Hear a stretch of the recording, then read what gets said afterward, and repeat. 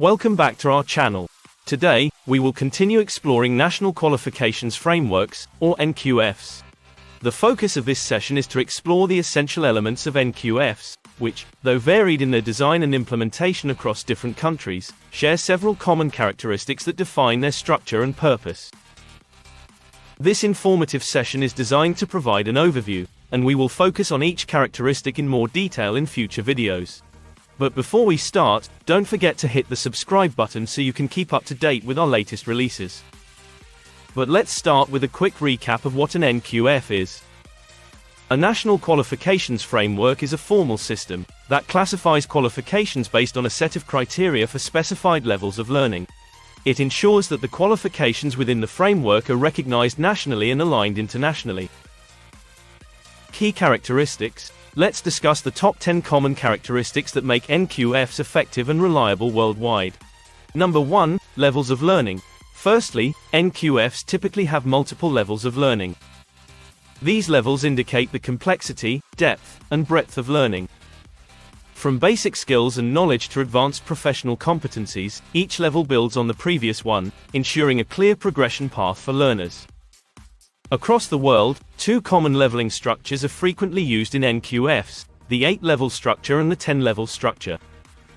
Both frameworks provide a comprehensive progression from foundational to advanced levels of learning.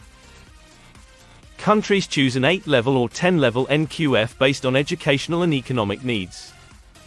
An 8-level framework provides a straightforward, less complex system that is easier to implement and understand, making it ideal for countries with less diverse qualification types.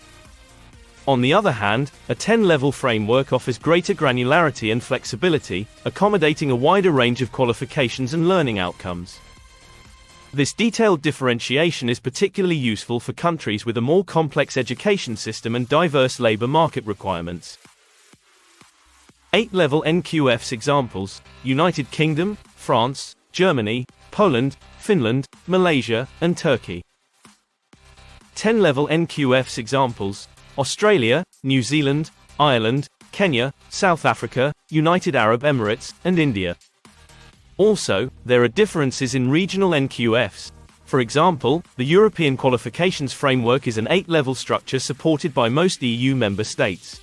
The Southern African Development Community Qualifications Framework is a 10-level structure. Number 2. Level descriptors. Each level in an NQF is defined by a set of descriptors. These provide detailed criteria for the learning outcomes expected at each level, ensuring that qualifications are clear and consistent in what they represent. Level descriptors are detailed statements that describe the knowledge, skills, and competence required at each level of the NQF. They help learners, educators, and employers understand what is expected for a qualification at each stage. Level descriptors are typically formed through a collaborative process involving educational experts, industry representatives, and policymakers. This collaboration ensures that the descriptors accurately reflect the knowledge, skills, and competence required at each level of learning. Every country has its unique way of describing or categorizing its level descriptors. For example, in New Zealand NQF, the level descriptors are divided between knowledge, what a graduate knows and understands; skills, what a graduate can do; and application, how a graduate applies knowledge and skills. The European Qualifications Framework level descriptors are divided between knowledge, described as theoretical and factual; skills, described as cognitive and practical; and responsibility and autonomy, described as the ability to apply knowledge and skills autonomously and with responsibility. Number 3. Qualification types.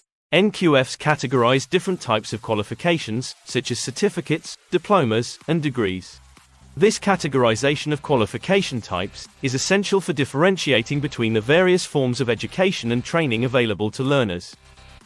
Each type corresponds to different levels of learning and represents varying depths of knowledge, skills, and competence. For example, certificates. These are typically awarded at the lower levels of an NQF.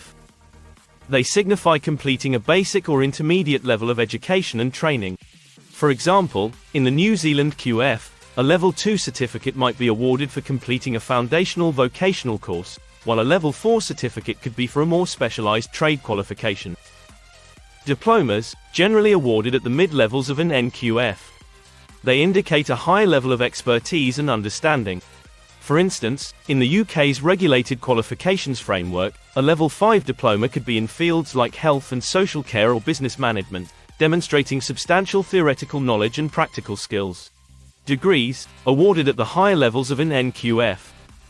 They represent advanced academic and professional learning. For example, in the South African NQF, a Level 7 qualification might be a bachelor's degree, while Level 10 is typically a doctoral degree, signifying the highest level of academic achievement. Number 4. Learning outcomes. NQFs focus on learning outcomes rather than the duration or type of education. Learning outcomes specify what learners should know, understand, and be able to do after completing a qualification, reflecting the NQF level descriptors of knowledge, skills, and competence. Knowledge refers to the theoretical understanding and factual information that a learner is expected to have.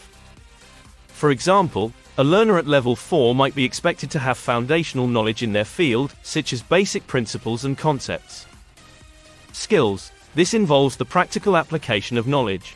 It includes performing tasks, solving problems, and applying techniques effectively. Competence. This component is about applying knowledge and skills autonomously and responsibly. It includes self-management, decision-making, and the capacity to take on roles within teams or independently. Focusing on learning outcomes is particularly important in technical, vocational education and training. Vocational programs aim to equip learners with the practical skills and knowledge needed for specific occupations. By emphasizing learning outcomes, NQFs ensure that qualifications meet industry standards and the needs of the labor market. Number 5. Quality assurance.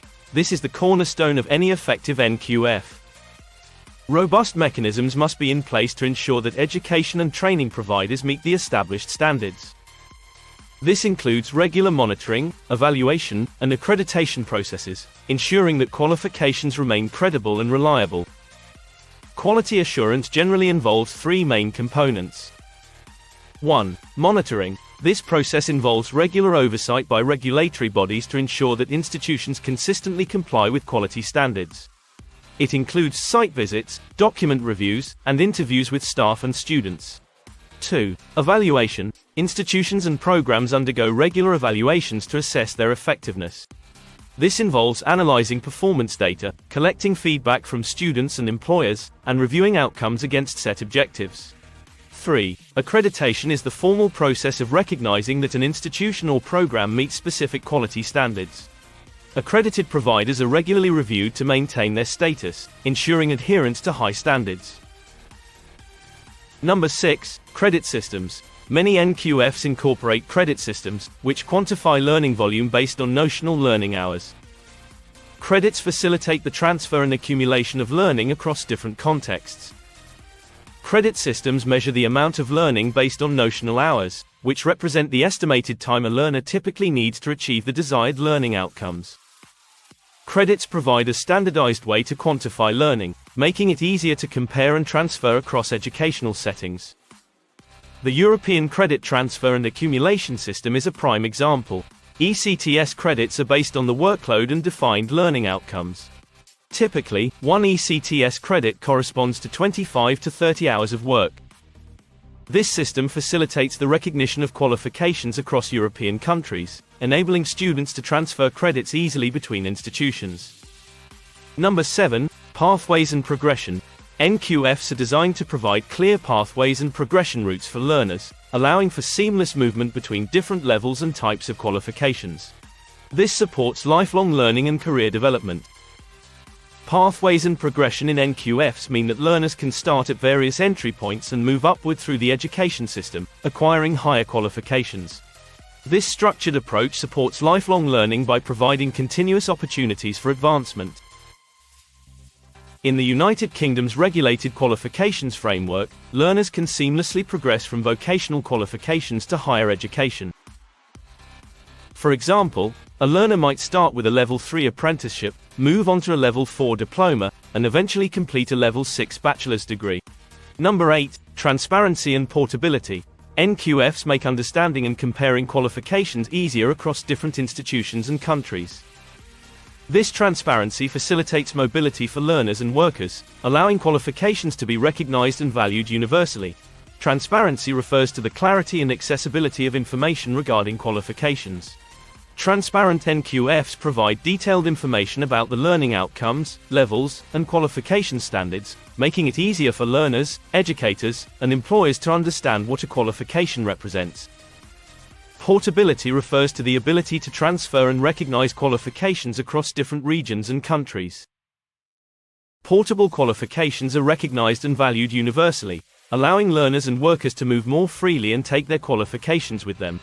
Number 9, recognition of prior learning, RPL. NQFs often include provisions for the recognition of prior learning. This allows individuals to gain formal recognition for skills and knowledge acquired through informal or non-formal learning. RPL acknowledges that learning doesn't just happen in classrooms. People acquire valuable skills and knowledge through work experience, volunteering, self-study, and other informal or non-formal activities. In real-world applications, RPL is used by educational institutions and employers to recognize individuals' competence formally. This enhances the individual's career prospects and ensures that the workforce is skilled and qualified. Number 10, stakeholder involvement. The development and implementation of NQFs involve various stakeholders, including government bodies, educational institutions, employers, and industry representatives. This collaboration ensures that the framework meets the needs of all parties involved. Each stakeholder plays a vital role in shaping a comprehensive and effective NQF. For example, government bodies, responsible for the overall policy framework and legislation that underpins the NQF. They ensure the framework aligns with national education and employment strategies, providing regulatory support. Educational institutions, schools, colleges, and universities contribute by aligning curricula with the NQF standards. They ensure their programs meet the specified learning outcomes and quality assurance requirements. Employers and industry representatives. These stakeholders provide valuable insights into the skills and competence required in the workplace. Their input ensures that qualifications are relevant and aligned with current industry needs. Conclusion. To sum up, National Qualifications Frameworks are designed to provide a coherent and transparent structure for recognizing qualifications. The common characteristics are levels of learning, competency-based approach, qualification types, learning outcomes, quality assurance, credit systems, pathways and progression, transparency and portability, recognition of prior learning, and stakeholder involvement to ensure NQFs remain effective and reliable tools for education and workforce development. Thanks for watching. If you found this video informative, don't forget to like, share, and subscribe for more insights into the technical, vocational education and training world. Comment below if you have any questions or topics you'd like us to cover in future videos. Until next time, keep learning and growing.